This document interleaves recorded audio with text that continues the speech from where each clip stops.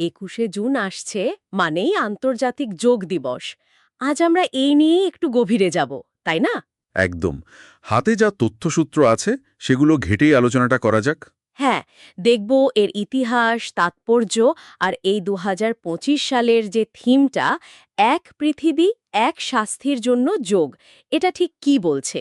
ঠিক, চলুন শুরু করা যাক। আচ্ছা, এই যে আন্তর্জাতিক যোগ দিবস, এই ভাবনাটা প্রথম এলো কোথা থেকে? মানে শুরুটা কিভাবে হলো? এর শুরুটা ২০১৪ সালে জাতিসংঘের সাধারণ পরিষদে এর প্রস্তাবটা আসে। ও আচ্ছা। আর প্রস্তাবটা এনেছিলেন ভারতের প্রধানমন্ত্রী নরেন্দ্র মোদী। মজার ব্যাপার হলো, প্রস্তাব পেশ করার মাত্র ৩ মাসের মধ্যে এটা পাশ হয়ে যায়। বলেন কি? মাত্র ৩ মাস? হ্যাঁ, ১১ই ডিসেম্বর ২০১৪-তে। আর সমর্থন ছিল ১৭৭টা দেশের। এটা কিন্তু একটা রেকর্ড। সত্যি তো, ১৭৭টা দেশ। সেই প্রস্তাব অনুসারেই ২১শে জুন দিনটাকে আন্তর্জাতিক যোগ দিবস হিসেবে ঘোষণা করা হয়। আর প্রথম পালিত হয় পরের বছর, মানে ২০১৫ সালের ২১শে জুন। দারুণ। কিন্তু এই নির্দিষ্ট দিনটায় ২১শে জুন, এটা বেছে নেবার কারণ কি? শুধুই কি ক্যালেন্ডারের হিসেব, নাকি অন্য কিছু? না না, দুটো কারণই আছে। দেখুন, জ্যোতির্বিজ্ঞান অনুযায়ী ২১শে জুন হল উত্তর গোলার্ধের সবচেয়ে বড় দিন, মানে সামার সলস্টিস যাকে বলে। হ্যাঁ হ্যাঁ, জানি। দীর্ঘতম দিন। এই দিনে পৃথিবী সবচেয়ে বেশি সূর্যশক্তি পায়। আর আধ্যাত্মিক দিক থেকেও দেখলে এই সময়টাকে একটা বিশেষ পরিবর্তনের, একটা নতুন জাগরণের মুহূর্ত হিসেবে দেখা হয়। আচ্ছা। যোগ যেহেতু শরীর আর মনের একটা রূপান্তরের কথা বলে, তাই এই প্রতীকী দিনটাই বেছে নেওয়া হয়েছে। বেশ একটা সংযোগ আছে, বুঝলেন? বাহ! প্রকৃতির পরিবর্তনের সাথে যোগের দর্শনের একটা দারুণ মেলবন্ধন তাহলে।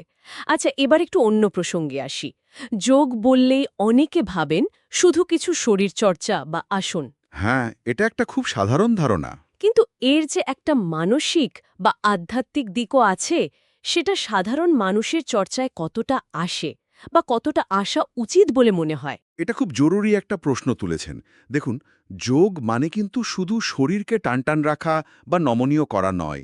এর আসল জায়গাটা হলো মন আর চেতনার গভীরে। হুম। আসন, প্রাণায়াম, ধ্যান, এই সবকিছুর মধ্যে দিয়েই তো মানসিক চাপ কমে, মনোসংযোগ বাড়ে, আর ভেতরে একটা শান্তির খোঁজ পাওয়া যায়। ঠিক। শরীর, মন আর আত্মা, এই তিনের মধ্যে একটা সংযোগ তৈরি করাই তো যোগের মূল লক্ষ্য। আজকালকার দিনে যে এত স্ট্রেস, এত অস্থিরতা, ঠিক তাই। তার সমাধানে যোগের এই দিকটা কিন্তু ভীষণ জরুরি। এই মানসিক শান্তির প্রসঙ্গ ধরেই আসি ২০২৫-এর থিমটাতে, এক পৃথিবী এক স্বাস্থ্যের জন্য যোগ। এই এক স্বাস্থ্য বা ওয়ান হেলথ, এই ধারণাটা তো তুলনামূলকভাবে নতুন, তাই না?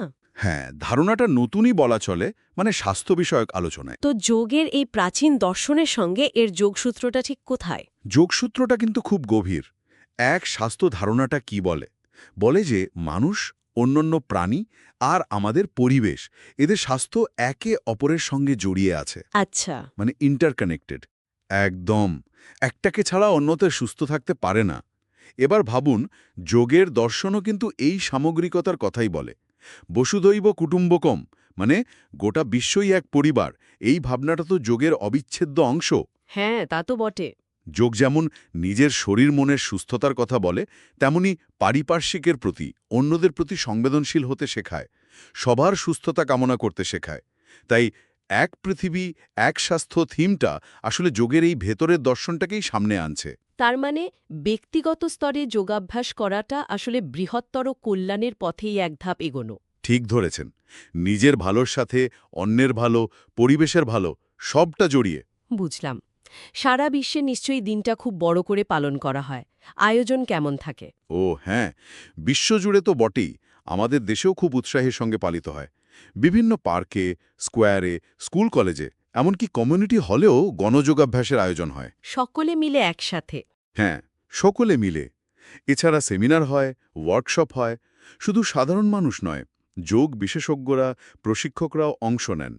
আসল উদ্দেশ্য হল যোগের উপকারিতা নিয়ে সচেতনতা বাড়ানো, আরও বেশি মানুষকে এর সাথে যুক্ত করা।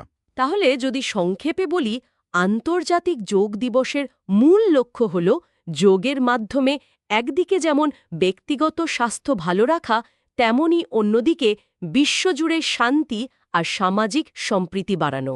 একদম তাই। শরীর মনের সুস্থতা আর বিশ্বজনীন মঙ্গল, এই দুটোর মধ্যে একটা সেতু বন্ধন তৈরি করে যোগ দিবস।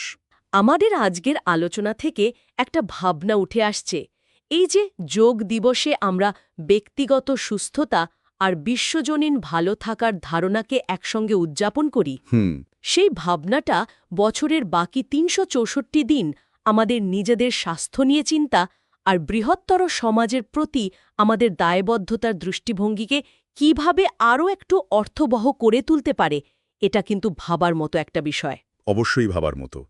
যোগের এই দর্শনটা তো শুধু একদিনের নয়, এটা সারা বছরের পাথেয় হতে পারে।